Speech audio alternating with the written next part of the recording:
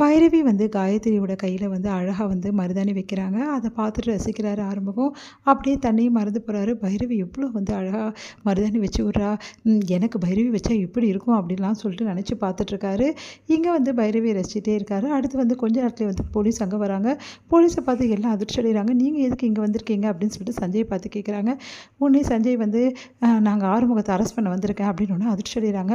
அதுதான் எல்லாமே நான் பேசியாச்சுல, மறுபடியும் எதுக்காக இப்படிலாம் பண்ணுறீங்க அப்படின்னு சொல்லிட்டு கேட்டோன்னே ஆறுமுகம், நீ வந்து அந்த ஆளை அடிச்சிருக்க, அதுக்கு தான் அரெஸ்ட் பண்ண வந்திருக்கோம், ஒரு ஆள் அடிச்சது குற்றத்துக்காக உன்னை அரெஸ்ட் பண்ணுறோம் அப்படின்னு அதிர்ச்சி அடைகிறாரு. எதனால் அப்படின்னு சொல்லிட்டு எல்லாரும் கேட்டோன்னே ஆறுமுகம் வந்து சம்பத்தை வந்து இந்த மாதிரி தாக்கியிருக்கான், ரொம்ப மோசமாக தாக்கியிருக்கான் அப்படின்னு மாதிரி சொல்கிறாரு. அதை கேட்டு அதிர்ச்சி அடைகிறாங்க எல்லாரும்.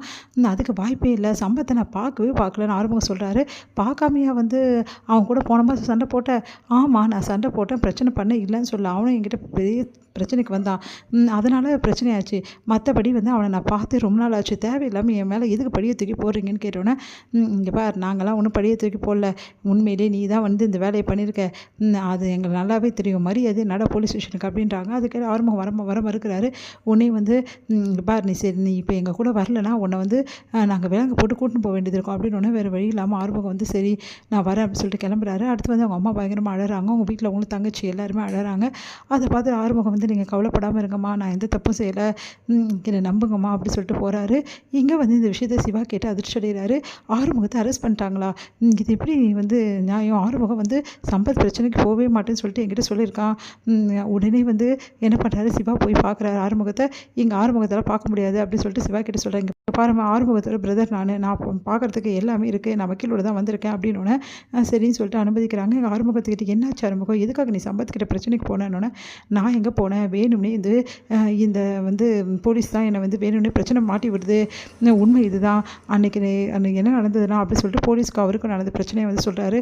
ஓ அப்படியா, ஆமாம், நான் உண்மையிலேயே வந்து இதுக்கும் எனக்கு எந்த சம்மந்தமும் இல்லை, நான் சம்பத்தை பார்க்கல, அவனை யார் தாக்குறது என்ன கதை எதுவுமே எனக்கு தெரியாது அப்படின்னோடனே, அவன் சீரியஸாக இருக்கானா, அவன் வந்து இதுக்கப்புறம் இந்த உலகத்தை விட்டு போயிட்டானா அதுக்கப்புறம் பெரிய பிரச்சனை ஆகிடும், அதுக்கப்புறம் வந்து ஓ மேலே ஸ்ட்ராங் வந்து கேஸ் போடுவாங்க அப்படின்றாங்க. அதுவே ஒன்றும் புரியல, சரி நான் போலீஸ்கிட்ட பேசி பார்க்குறேன்னு சொல்லிட்டு போயிட்டு சஞ்சய் கிட்டே பேசுகிறாரு.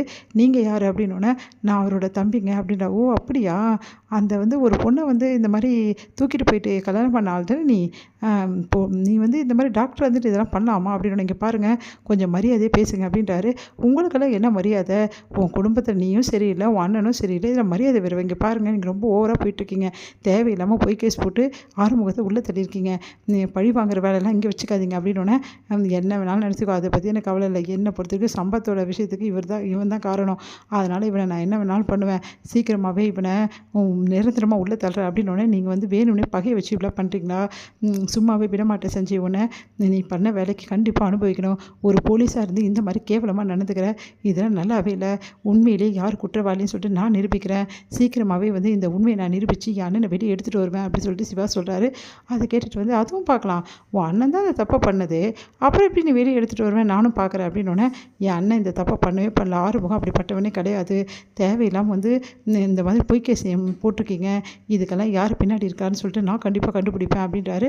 அதையும் பார்க்கலாம் டாக்டரு, உங்களால் முடியுமா நானும் பார்க்குறேன் அப்படின்னு, ஒரு டாக்டராக இருந்துட்டு போயிட்டு வேலையை பாருங்கள், அதை விட்டுட்டு இந்த மாதிரி இன்வெஸ்டிகேஷனில் நீங்கள் ஏன் இறங்குறீங்கன்னு எப்படின்னு நாங்கள் பார்த்துக்குறோம் அப்படின்னு சொல்லிட்டு சிவா கிளம்புறாரு. சிவா அவங்க பெரியம்மா கார்து சொல்கிறாரு, அந்த டிஹெச்பி தான் வேணுமே பழிவாங்க இந்த மாதிரி வேலையெல்லாம் பண்ணிகிட்ருக்காரு அப்படின்னு சொல்லிட்டு சிவா சொல்லிட்டு இருக்காரு. இதை கேட்டு பைரவி அதிர்ச்சி அடைகிறாங்க. சஞ்சய் அப்படிலாம் பண்ண மாட்டார் அப்படின்னு சொல்லிட்டு சொல்கிறாங்க. இல்லை நான் நேர்லேயே கேட்டேன் அப்படின்றாரு.